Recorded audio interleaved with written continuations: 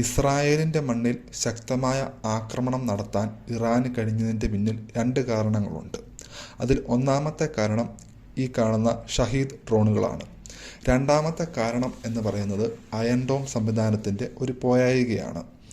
അതായത് iron dome എങ്ങനെയാണ് പ്രവർത്തിക്കുന്നതെന്ന് ഞാൻ കഴിഞ്ഞ വീഡിയോയിൽ പറഞ്ഞിരുന്നു. ശത്രുവിൻ്റെ മിസൈലും ഡ്രോണുകളുമെല്ലാം റഡാർ കണ്ടെത്തും, അത് കമ്പ്യൂട്ടർ സിസ്റ്റത്തിന് വിവരം കൊടുക്കും. അതിനുശേഷം ഈ കാണുന്ന മിസൈൽ ഇൻറ്റർസെപ്റ്റേഴ്സ് ഉപയോഗിച്ച് അതിനെ തകർത്ത് കളയും. ഇതാണ് സംവിധാനം. ഇത് മുഴുവനും ഓട്ടോമാറ്റഡ് ആയിട്ട് നടക്കും. അവിടെ മനുഷ്യൻ്റെ സഹായം ആവശ്യമില്ല.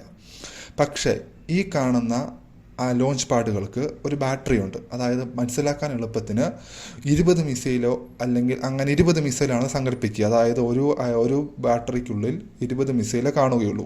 ഈ 20 മിസൈലും തൊടുത്ത് വിട്ട് കഴിഞ്ഞാൽ പിന്നെ അത് റീലോഡ് ചെയ്യണം.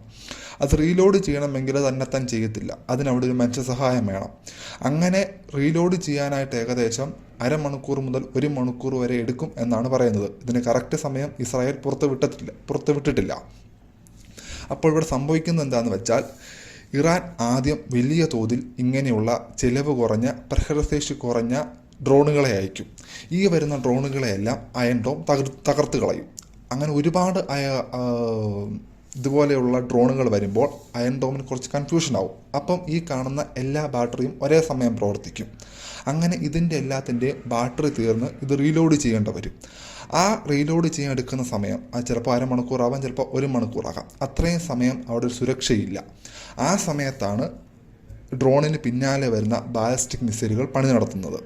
അതായത് ബാലിസ്റ്റിക് മിസൈലിന് കൂടുതൽ പ്രഹരശേഷി ഉണ്ടാവും. അത് വരുമ്പോഴത്തേക്കും അയൺ ഡോം പ്രവർത്തിക്കുന്നുണ്ടാവില്ല.